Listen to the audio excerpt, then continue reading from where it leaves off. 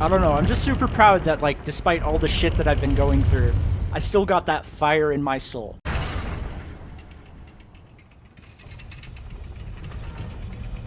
You know, single viewer, that might just be me. I feel like, and this might be out of nowhere, but I feel like I've been through a lot of shit, but at the same time, despite all the shit that I've been through, I actually came out alright. I mean, relatively speaking, people that have been through half as much, maybe about the same amount of shit that I've been through, probably have like a way worse outlook on life than I do. But like, I'm out here living my best life. I'm out here doing this, you know, holding out hope for the future and that sort of thing. Handling myself, I guess you could put it. I mean, heck, it was really just, you know,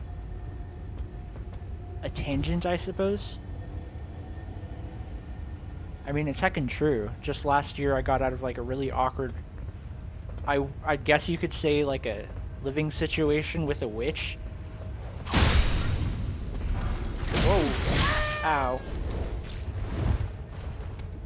And all things considered, I think I came out alright.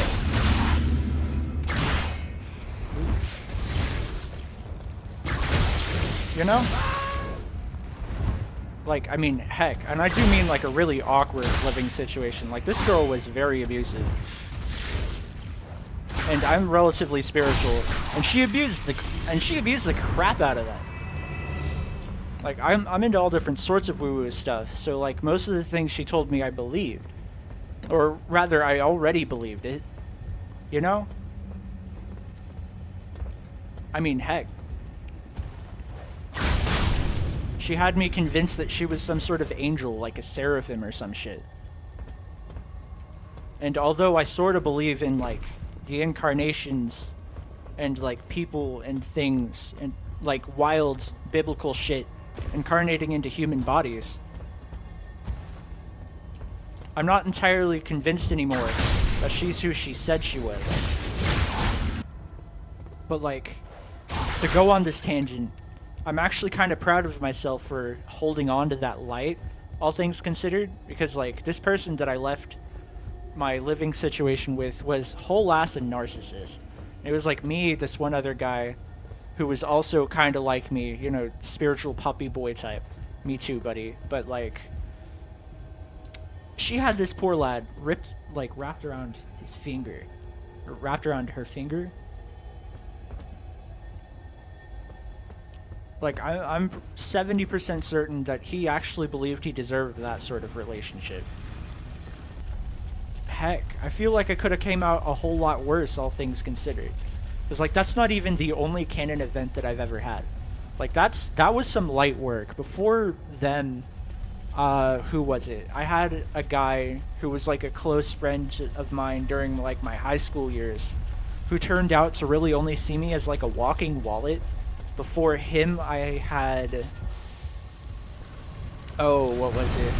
Like, this poor Asperger's guy, who really didn't respect me at all and just wanted me around because they wanted any camaraderie. And he didn't respect me. Before that, I moved around once a year, every year during my school days until I hit high school, in which I finally spent 4 years in the same school. So I was like permanently, you know, the new kid, which meant I had 0 friends. Like, fuck, bro. But we still out here. We still out here whipping dogs in the virtual world.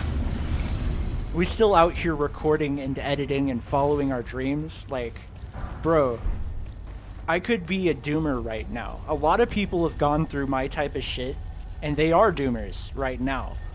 I'm so happy that I'm not. Hey, get back here. Oh well, I picked up the thing. It's good. But like, I could be way worse, you know? I'm not. I'm actually doing great. I mean, fuck, I pretty much lost everything moving out of that place.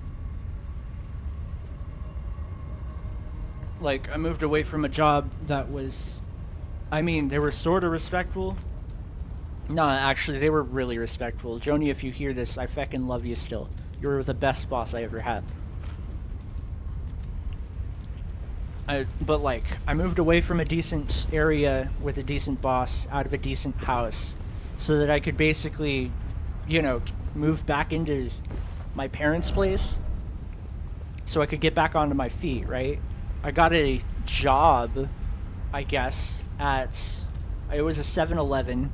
Turned out everyone there, including like both of the biggest managers working at that store, were talking behind my back about like how trash I was, yada yada. You know, so I quit because screw that noise. Nobody deserves that type of shit. Ever since I quit there, I've been sort of bouncing back and forth between like work arrangements and things that really just didn't work. Like, oh, what's a good example? Oh, I worked at a dispensary for like a month and a half, but the manager there didn't communicate jack shit. I thought I was doing great until she told me I was fired. It was great. What's it? I picked up a job at like a Dollar General, but like the first week they worked me 50 hours. No, 55, I think. And it's just everybody there was like super, I guess, unwell. Like, she was laughing and bragging about how her drunk... My manager was laughing and bragging about how her drunk husband would occasionally, like, flip out on her and then try to fight her, but he was so heckin' drunk that he could barely stand up, and she could just push him over without any effort. And I'm just like, wow, that's comedy to you? That's kinda cursed. And, like, now I got a job at a liquor store.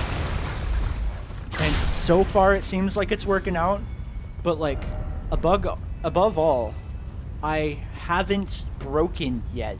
Like, I'm still at this shit. I don't feel depressed, you know? Like, I'm actually doing pretty good for myself, all things considered.